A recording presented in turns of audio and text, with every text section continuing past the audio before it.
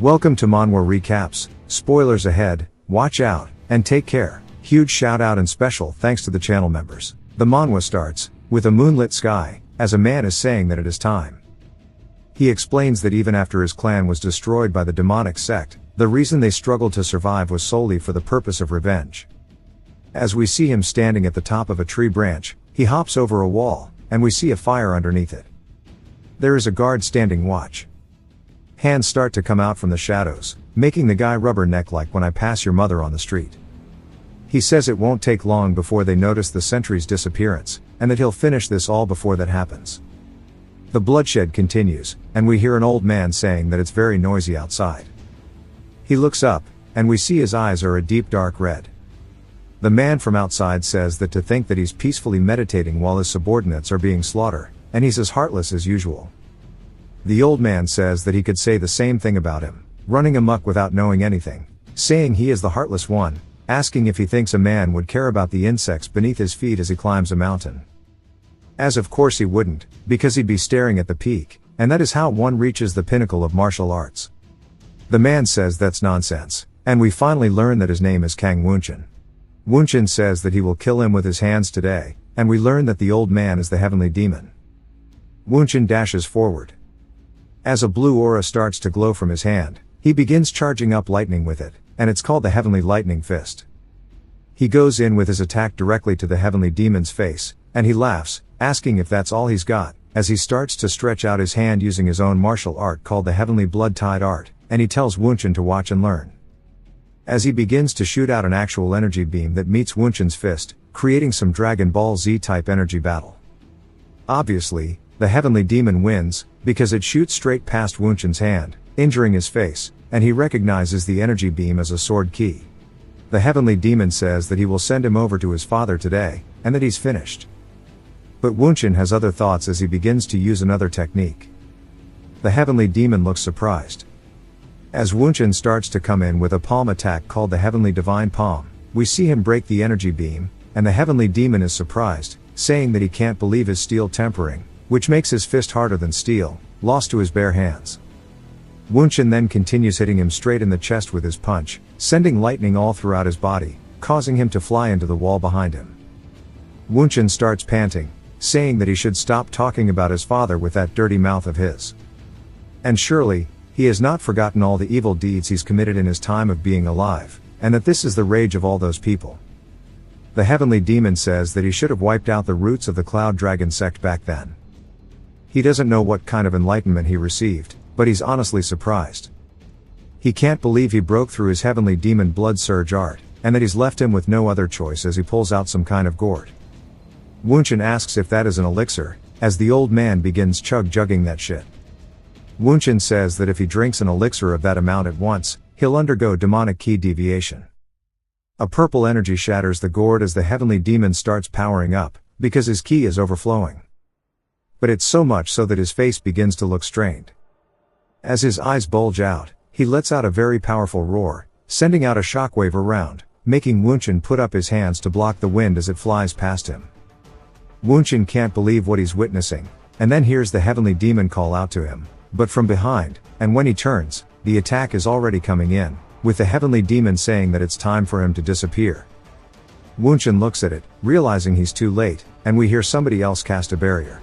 It then puts up a protective shield around Wunchin, and Wunchin recognizes what it is, but is just surprised. The man then enters, saying that he's sorry for being late, and he got caught lazing around.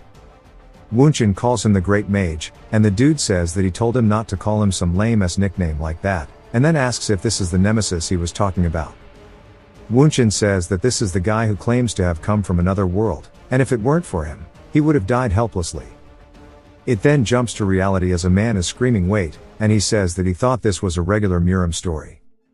Wondering why the hell a random high-level mage from a different world appeared out of nowhere, and he sighs, saying that he was having fun reading it too, and that this is a straight mood killer.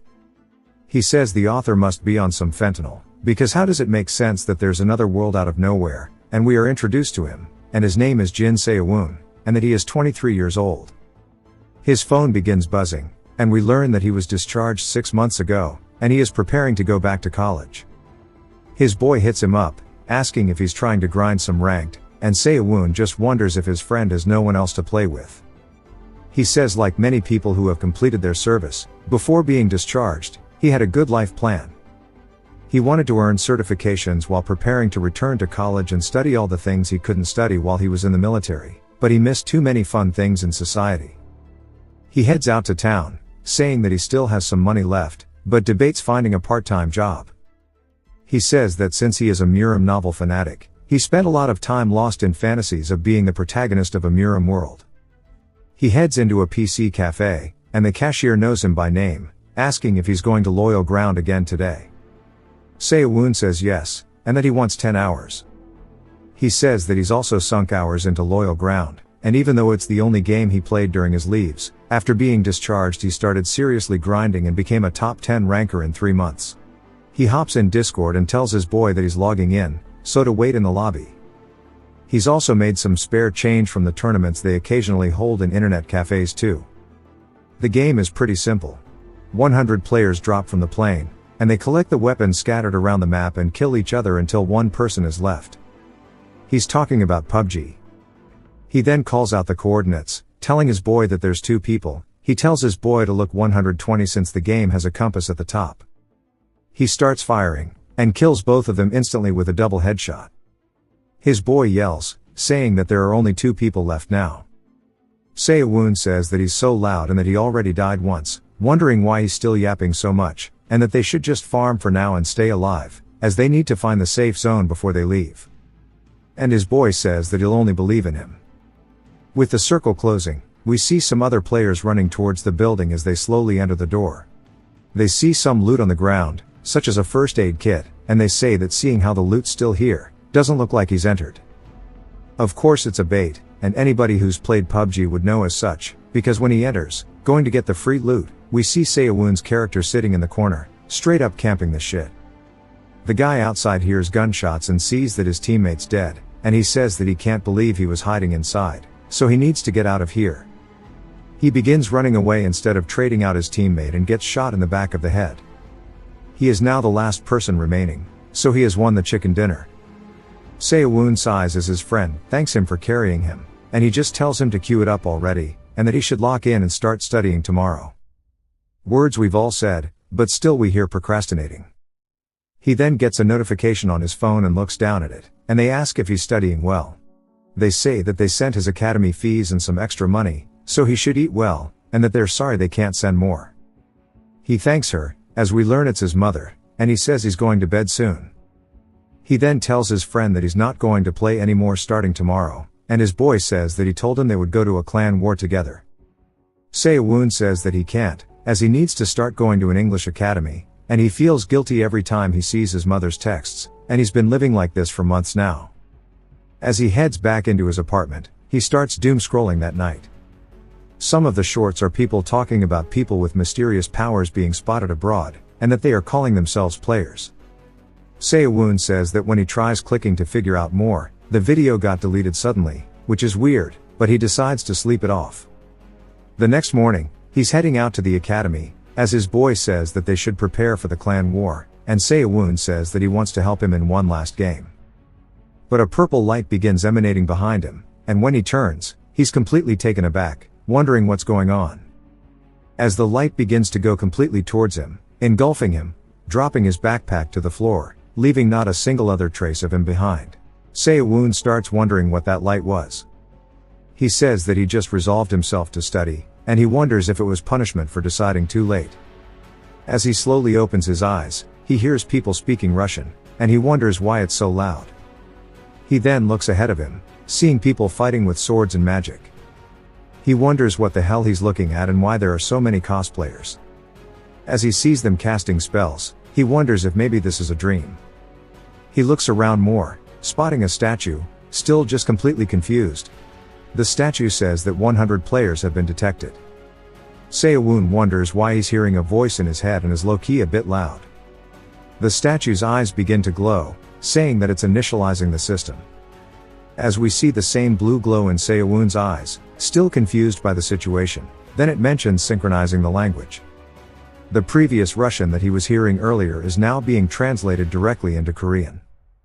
Some fat ass in front of him says that everybody's speaking his language now. We see some people from a Murim setting talking about sex, and even mages discussing as well, with a mage asking the other one named Chiron what he did to get them in the situation. Chiron says this is actually what he wanted to ask him, asking Escrow why he brought him here. Escrow says that he sure is shameless and he won't be fooled by his words anymore. Chiron says that it's not important whether he believes him or not, since everyone is fated to kneel in front of the Demon King's power. Escrow says that he'll promise him this as an archmage, as he starts to summon lightning in his hand. He says that he'll kill him here and end the Demon King soon after. He uses an ability named the Escrow-style lightning, zapping Chiron where he is. Escrow is then both surprised and confused, as Chiron is completely unscathed. Escrow then says that he definitely was the one who dragged him here, and Seyawun watches all of this, realizing that this is too realistic to be a dream. The statue then says that it's going to be beginning the game. The difficulty is set to easy, they only need to get to the top 90. The decided map is the King Kingdom's capital, and the rewards will be awarded to the top 10 and higher. It then says it's going to skip the tutorial, and that you can't attack players in the waiting room, as everything is neutralized. The map appears in front of Seyawun. The statue then says for those accessing the Cloyd survival for the first time, that it wants to give them a brief explanation. The game will progress for 100 years, and each day, the map they play will get slightly more limited. If they exit the limited map, they may be subjected to great harm, so be careful. The game will continue until there is only one survivor left. If the game finishes, or you are eliminated, you will return to your original world. Players who do not make it into the top 90 will not be able to partake in Cloyd survival again. Soon they will descend to the location they desire with the help of Argus's gaze, and they can obtain items at that place and use them to enter the top 90, and it wishes them luck. Seyawun wonders if he's dreaming about loyal ground right now. The status window says that the rewards will be awarded to the top 10 and higher. Seyawun sweats anxiously, saying that even if this were a dream, for him to be in the middle of all these crazy-ass humans. We see a dude licking his knife. What a freak. Seyawun understands that he will definitely die. He says that even if this is a dream, he doesn't want to. And if this really is like the game. But before he can finish his thought, someone calls out to him, calling him messy hair. The guy asks why he keeps looking around, asking where he's from. Seyawun doesn't answer, and the dude swings his blade towards him, asking if he's ignoring him. The game then starts to count down, as he smiles. The dude asks why he's smiling in a situation like this, calling him crazy. As the countdown hits 1, Seyawun says that it's a very simple reason why he's smiling. He's dreaming such a fun dream, so why wouldn't he enjoy it? And with his knowledge of the game, which he has abbreviated to log, he can easily defeat bastards like him and survive. It is now day 1 of Cloyd survival, and they all start dropping in from the airship, which doesn't actually exist, and they're just flying down, covered in aura. I see where this dwarf is looking. Seyawun says they're descending in crowded areas where there are many items. As per the game, those crowded areas really do have more, but he thinks it'll be better to start on the outskirts and be safe. He spots a house, saying that that should be good, and he yells descend. As he shoots straight down into the ground, he screams out of panic, and even does a superhero pose, but of course, he's unharmed. He doesn't move instantly after landing, and instead he has to hold back his vomit, because he has severe motion sickness. He says for now, he just needs to enter the house, and he hears rustling in the bushes, which surprises him. He begins running, saying that because of the motion sickness, he couldn't see who landed with him. He continues sprinting forward, going straight through the door, getting into the house. He says that if he comes across an enemy without having a weapon on him, he's done for. He closes the door behind him, then he starts panting while grabbing onto his chest, and he says that he wonders if it's the sword-wielding bastard from earlier, and that he shouldn't have provoked him. He glances out the window, seeing nobody, and says that it must have just been the wind, and luckily, he doesn't hear anything else, so he's able to move on. So he wants to start looking through the house. They mention that you get items from where you land, and that he needs to look for them in here. As he walks forward, he notices something below him, and looks down at it, and it tells him he has obtained a heavy crossbow. He says this is way too heavy, but it's still better than nothing. As he reaches for the quiver, grabbing out an arrow, he says as he equipped it, The way to use it naturally floated to his head, as he begins reloading it. For a South Korean army sergeant, this is nothing, and if he just squeezes the trigger, it'll shoot, and he does exactly that, and it's hella powerful, as it pierces through half of the wall, sending him flying backwards. He's surprised at how effective it is, as it actually penetrated deeply into the wood. He says that it'll be pretty useful if he learns to use it properly. He looked around more, but couldn't find anything, and since the map is so big, he starts running to some more buildings. He says that if he doesn't run into an enemy at the start, he can safely farm the area. He raises his crossbow, slowly clearing the house in front of him. There's a scroll on the table, and he walks over wondering what it is, and it says that he has obtained a healing scroll, which is small, and if he rips it, his injuries will be healed. He can't believe that such an item actually exists, saying that he should find more recovery items, and he wishes he had an item bag. He then sees a glowing purple book on the shelf nearby, and he picks it up, and it says that he has obtained the Black Star Leader's martial arts book. It's a martial art that lets him project dark energy through his fingers, asking if he would like to learn it. He wonders if it'll start a tutorial or something, and as soon as he presses accept, it starts to glow very vibrantly, and the pages begin turning directly in front of his face.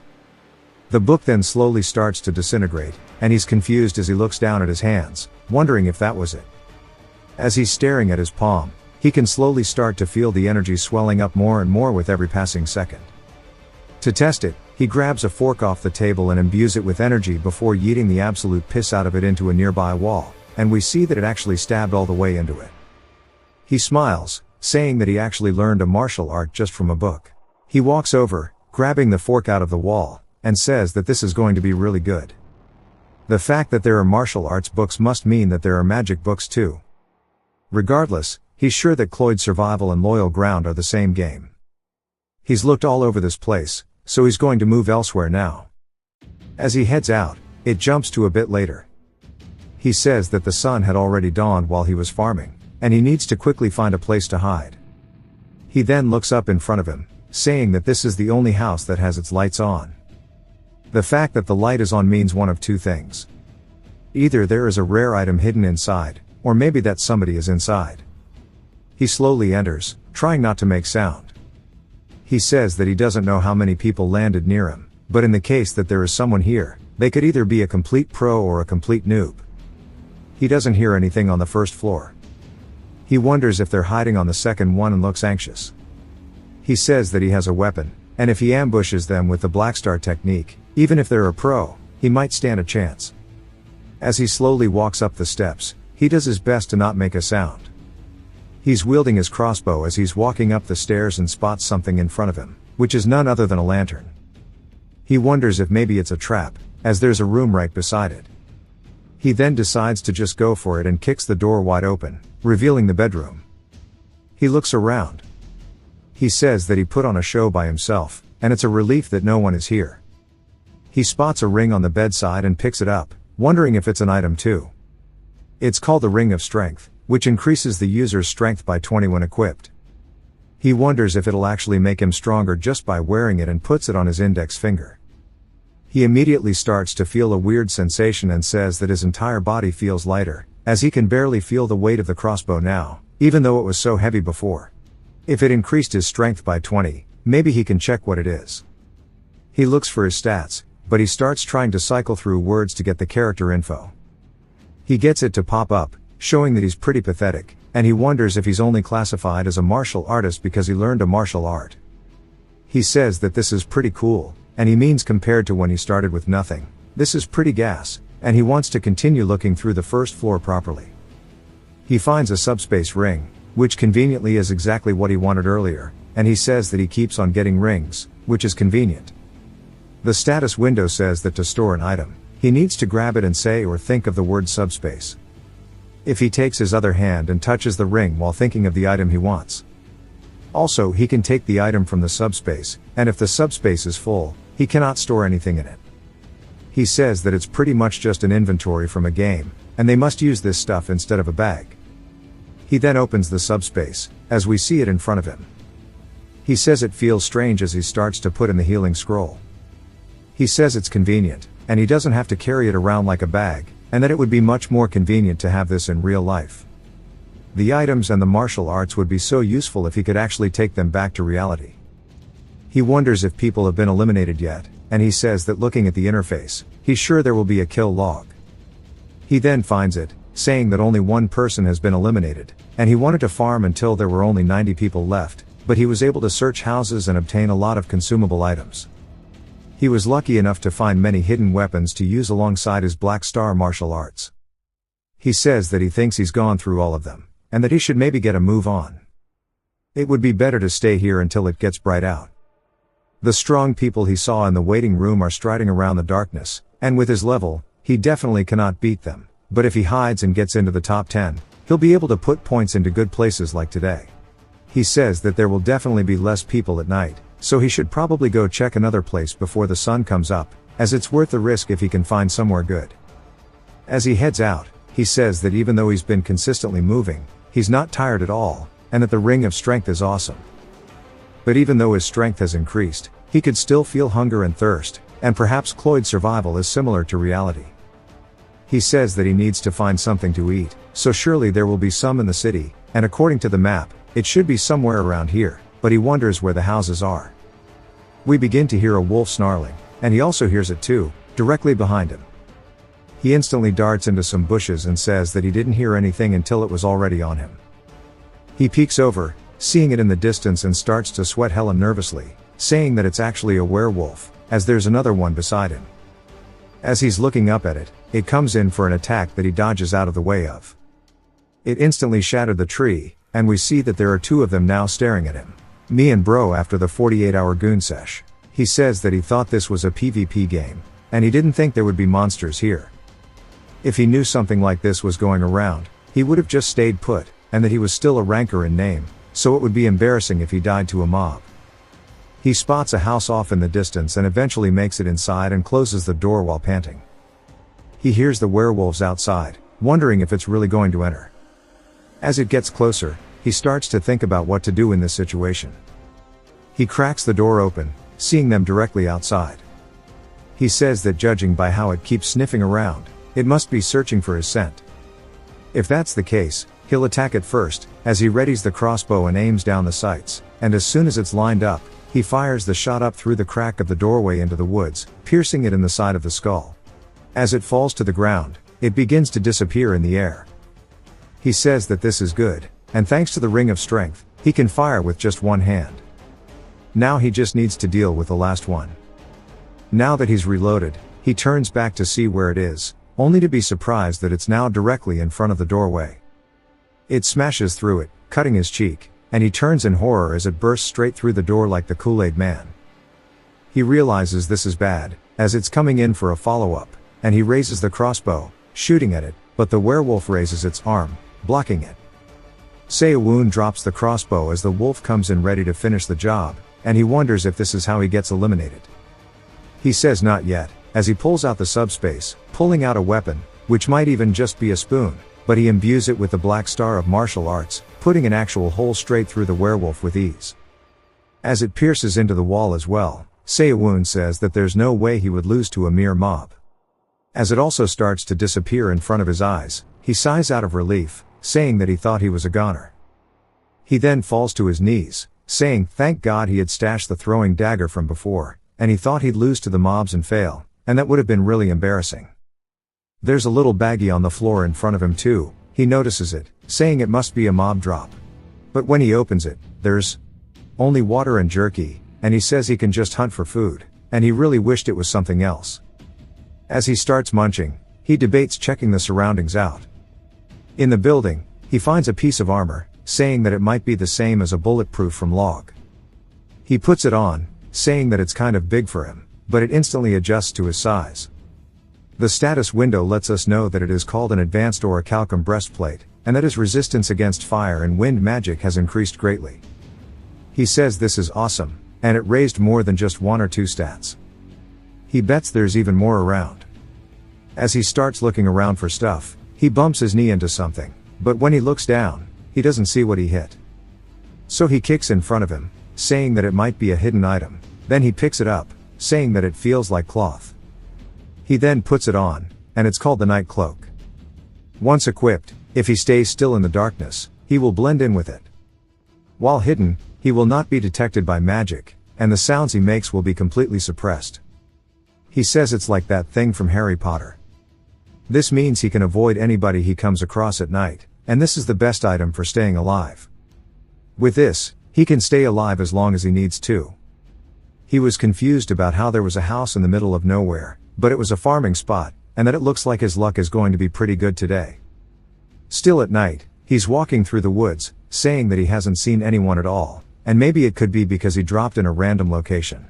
He hears someone on cue behind him, and we see a man running through the forest all tattered up, screaming if only he had the time to use this. Seo-woon puts on the night cloak and stays hidden in some bushes. The guy says that he can't believe he'd meet a mage here. Seo-woon says that he doesn't look strong, and if he's not wrong, he can take care of him. As the guy starts to walk away, Seo-woon tells himself to calm down, as this is not a person, and it's just a game. Wondering why he's hesitating to shoot him.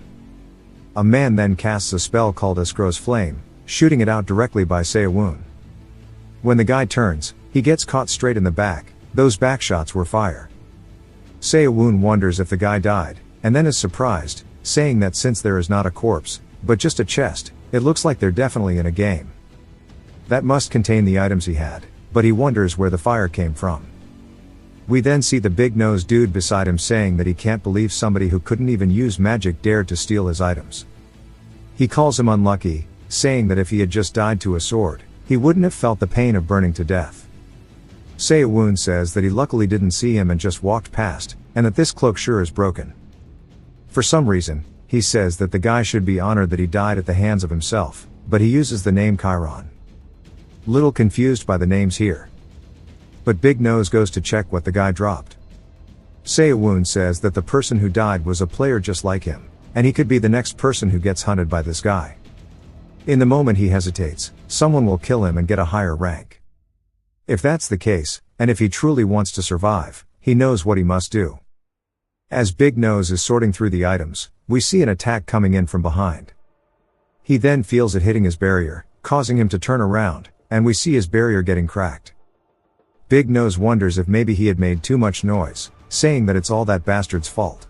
Seo-woon then raises his finger up to the trigger and squeezes it, shooting out another bolt that cracks the barrier once more. Big Nose says that his barrier is going to break into pieces if it goes on like this. We see Seo-woon still in his night cloak. Big Nose can't tell where he is, but knows the rough location, so he shoots out a fireball directly towards him. He asks where he's hiding, saying that he should show himself instead of being a coward.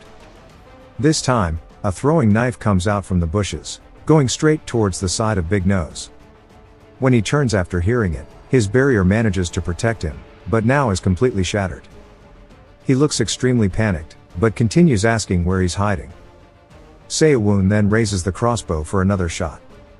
Big Nose starts to cast another Escrow's Flame spell, but before he can finish, he gets a throwing knife straight to the forehead, and tears start to run down his eyes. His last words were him trying his best to cast the spell, as his head got deleted by the attack. Seo-woon is just surprised that he won, and now there are 2 loot boxes on the ground. He says that if someone sees the fire and follows him, it'll be annoying, so he better loot as fast as possible and leave. He decides to start with Big Nose's chest first, and throws pretty much every single thing he can into the subspace, and even gets another healing item. He then obtains an item called Escrow's Necklace, and that it signifies he's a mage of the Escrow Magic Society.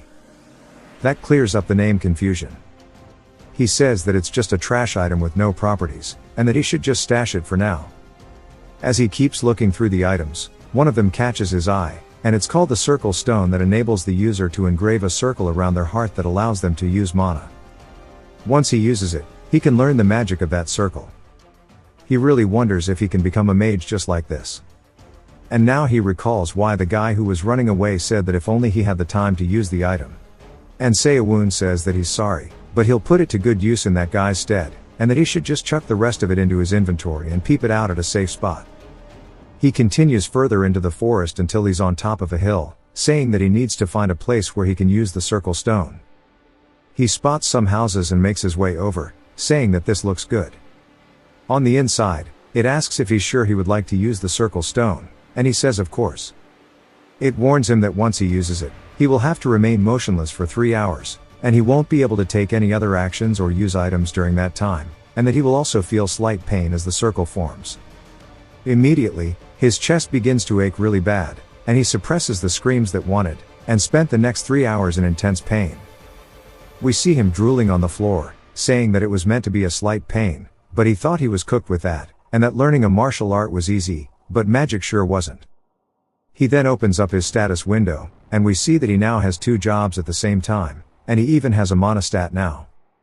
He says that since the 2 of those dudes died, the number of survivors should have gone down too, and he goes to check it, and as it pops up, he asks how this is possible, as it has dropped significantly, and there is now only 45 out of 100, as some person named Nam Sagwang is killing pretty much every single person on the list. Luckily, we get a flashback to a few hours earlier, and we see a man looking down at others from a treetop.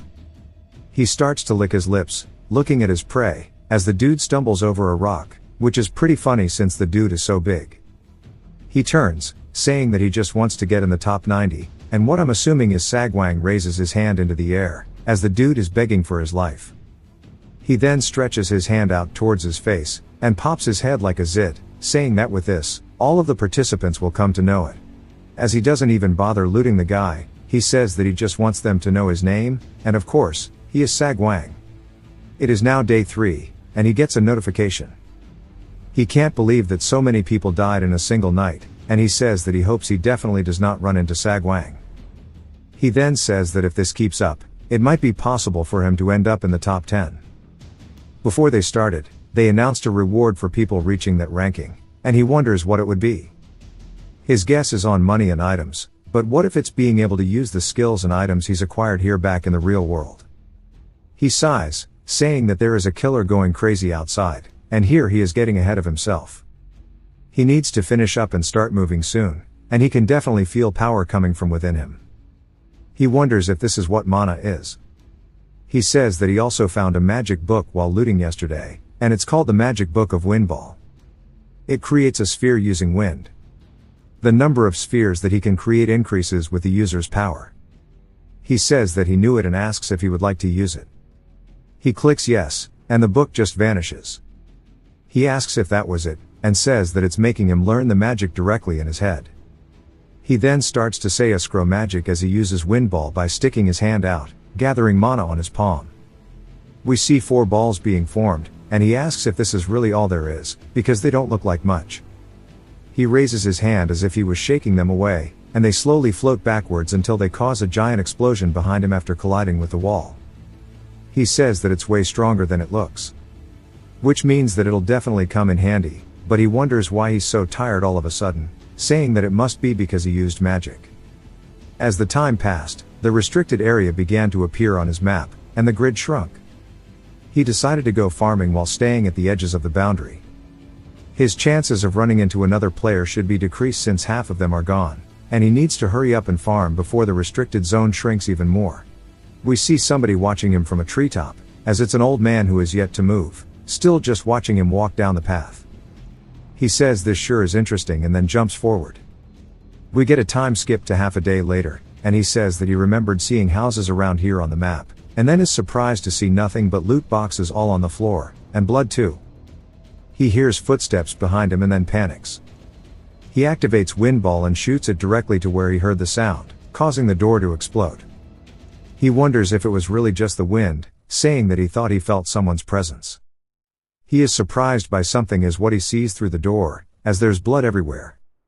He says they must be injured, and there's probably so much strong stuff in there since they've managed to survive until now, that he might be able to kill them since they're weakened, and surely they must have good items.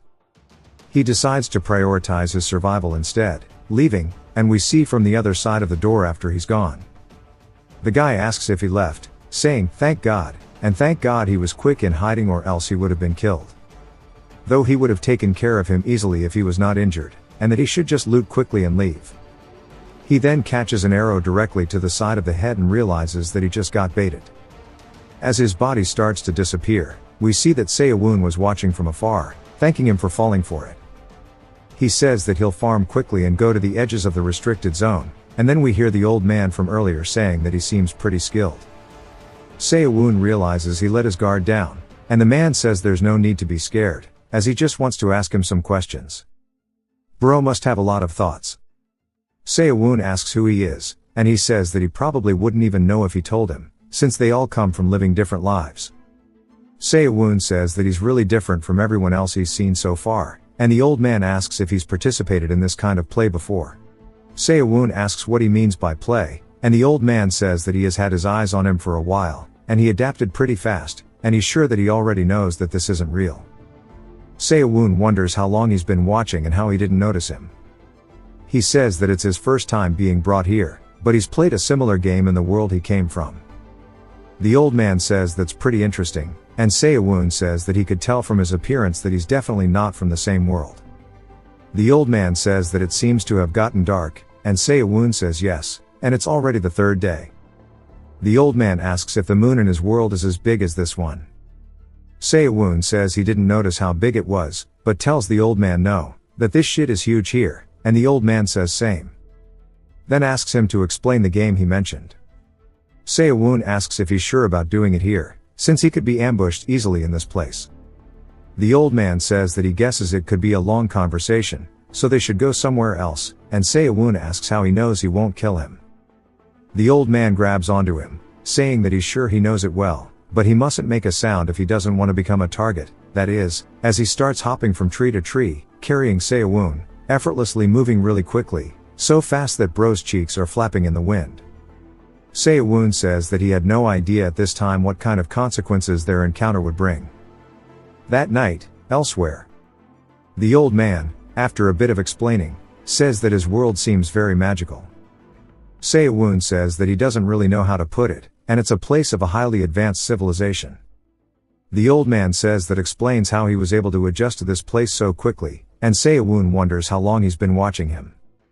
The old man says that he's actually been with him from the moment they were dropped here. Se-woon wonders if he's now reading his mind.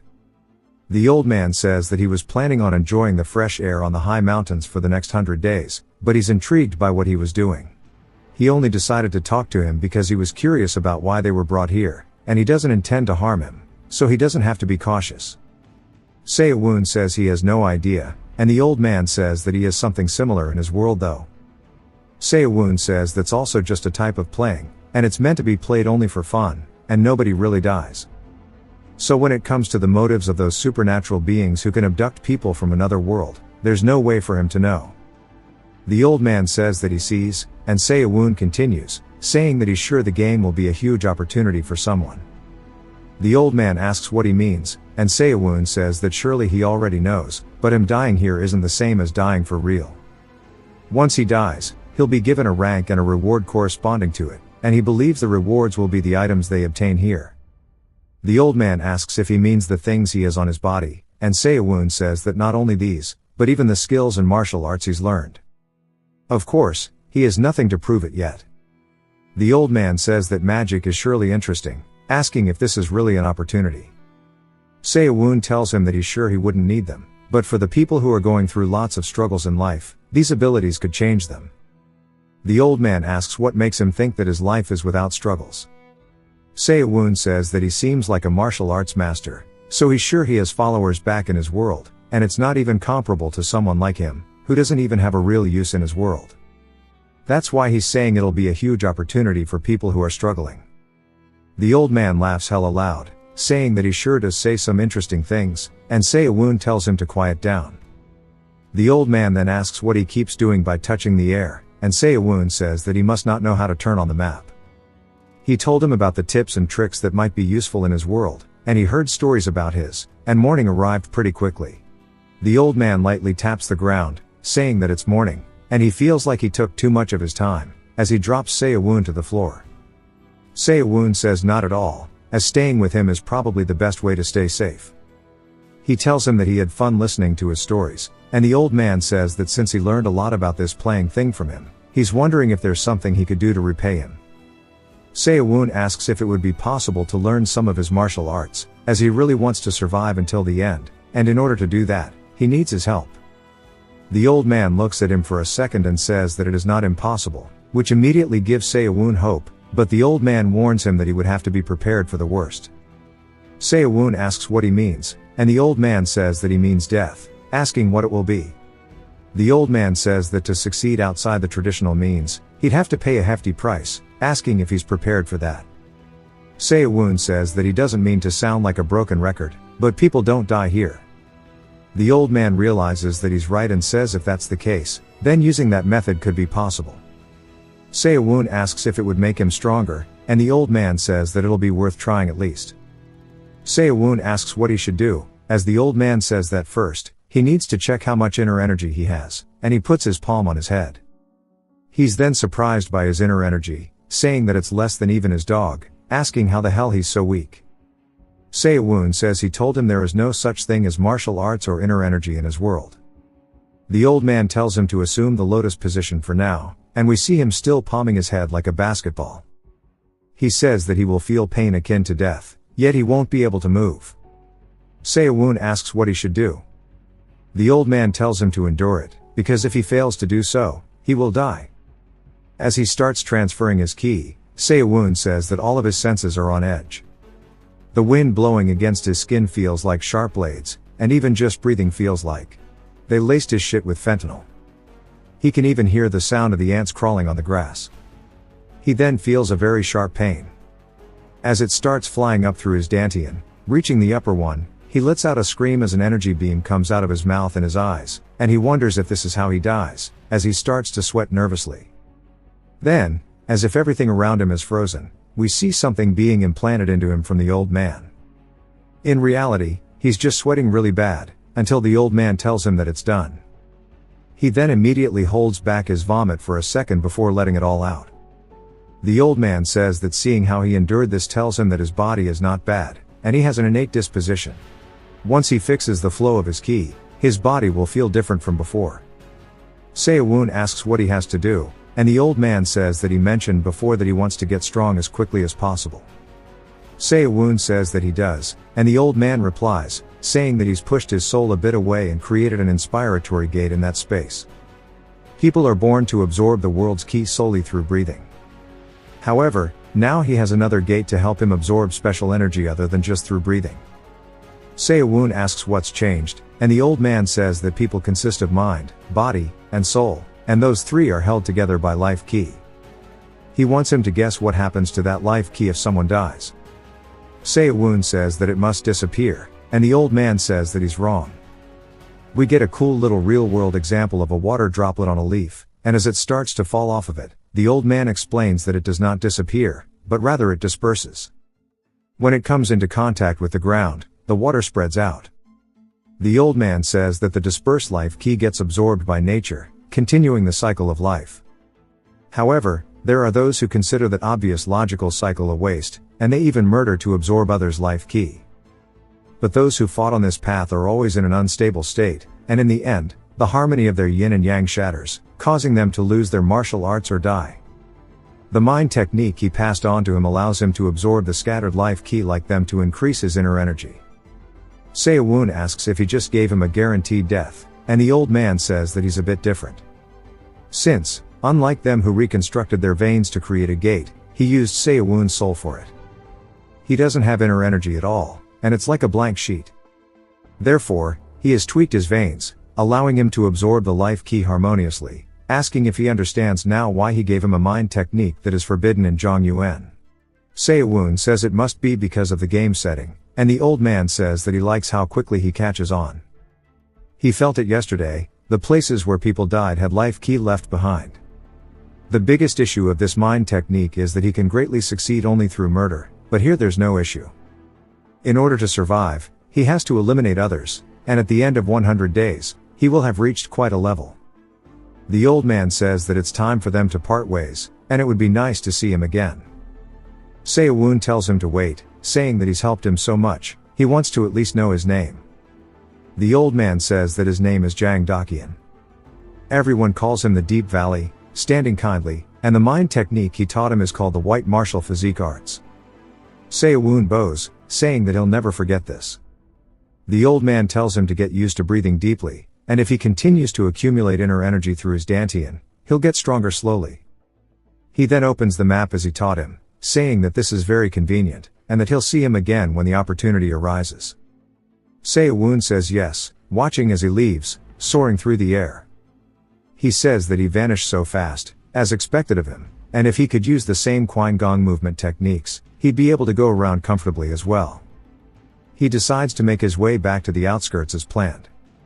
He got abducted to the center in an instant, but the walk back took him half a day. We see him in some bushes in front of a house with its lights on. He says it's the same thing as last time. Either it's a house with nobody inside, or it's some noob who doesn't know how to turn the lights off, but regardless, he's going in there. As he starts running towards it, he makes his way inside and looks around, checking his corners before slowly clearing out the house. We see the light go off upstairs, and he says that he was right and it's time to farm some items. But after a while, he says that it was bullshit, and that there's only useless things in here, which means he came for nothing. As it was just a small healing scroll and some jerky. He yawns, saying that he didn't sleep at all because he yapped to the elder all night, and it's time to get some sleep as he's so tired. He sleeps peacefully through the night, and the next day is here and we are on day 5. He's still sound asleep on the floor until we hear some footsteps approaching. Then the voice wakes him up, as a man says that the house does not seem empty. Seo-woon can tell that the dude is right outside now, and slowly reaches for his crossbow. He can't believe that he was so defenseless, and he waits by the door. As it opens, the man enters, saying that he can finally rest, only to be surprised as he's looking down the crossbow bolt. Seo-woon squeezes the trigger, shooting it out towards the man. The man instantly cuts it with his sword, and Seo-woon can't believe he's fighting a martial artist, saying that this is annoying. He reaches into a subspace, pulling out throwing knives using the Black Star technique. The man uses his arm to block one of them and calls him a coward for using hidden weapons. Seo-woon then gets in close, grabbing the side of his head with his palm, and throws him down onto the floor. He then kicks his weapon away from him, and says that he was having a nice dream until he woke him up. As he raises the crossbow bolt into the air, the man begs him, saying that he'll do anything and give him whatever he needs. He just can't die here, as he struggled so much. But Seo-woon stabs him straight into the forehead. It pops up in the kill feed, as we learn the man's name was Orong, and he died to an arrowhead shot. Seo-woon says that he refuses to die here either. Since these are all the available chapters for now, I won't be able to make another part for a while. But man, this was really enjoyable. It's got a pretty unique story, especially in how it blends genres. There's this cool fusion going on with Muram, fantasy, but also the battle royale aspect sounded lame at first, but it's done in a way that still feels fun and memorable. It leans into the battle royale structure so far, which, let's be real, is a formula a lot of us are familiar with, and it executes it well. The pacing. Honestly, really solid. Not too fast, not too slow. It gives the story time to breathe, but never drags. And yeah, there hasn't been a ton of character development yet, but what we did get was mostly just Seo-woon overcoming his hesitation to kill others. That shift happens once he realizes it's just a game. That they'll be sent back to their worlds. And I think it goes beyond just that, there's something deeper, like his greed, or just his raw desire to grow stronger. Once he equips the strength ring and feels that instant gratification. That probably helped him come to terms with everything even quicker. Same with when he gets his first kill and earns magic as a reward.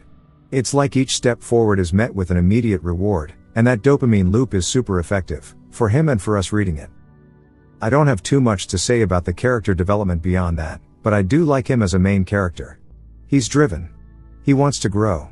And sometimes, that's all you need in a protagonist. Now, the combat. The combat is smooth. Fluid. It's super fun to read. Every spell, every ability feels powerful, and that's so important. His Black Star technique seems a little busted, not gonna lie, but the way the fights are drawn makes it feel earned. It's not just wow there was an explosion covering the entire panel, the way the action flows from panel to panel really elevates the entire sequence. And that fluidity. It's not just limited to the fights. Even the panels where he's just clearing out houses, or navigating the environment, they feel slightly animated, even though it's still images. That kind of energy in a manhwa is something I love. It keeps everything visually interesting, even outside of combat. The last thing I'll touch on briefly is just me trying to cook up a few predictions. So, the night before he got hit with the old "does this rag smell funny" no jutsu, There was a mention of players while he was doom scrolling. I think that was intentional foreshadowing. I imagine that when he returns to reality, it'll be no questions asked. He gets to keep all his skills and abilities. Maybe they'll be locked or something, we'll see.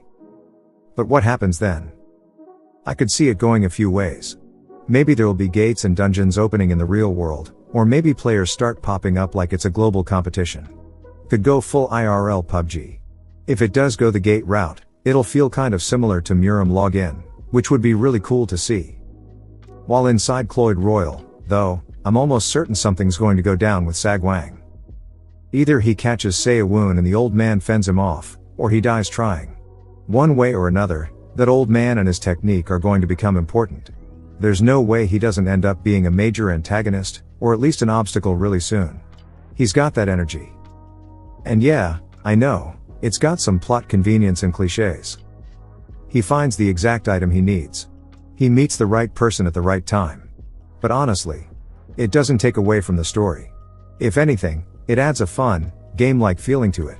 Like, yeah, of course it's convenient, but it's still enjoyable. Overall, I'm excited to read the next chapters when they drop. This is a pretty great start to a series. Definitely keeping an eye on where it goes from here. If you've watched till the end, comment, "Gone Girl," to let me know. Subscribe for more videos like this, leave a like or a comment to help the channel out. Thanks for watching.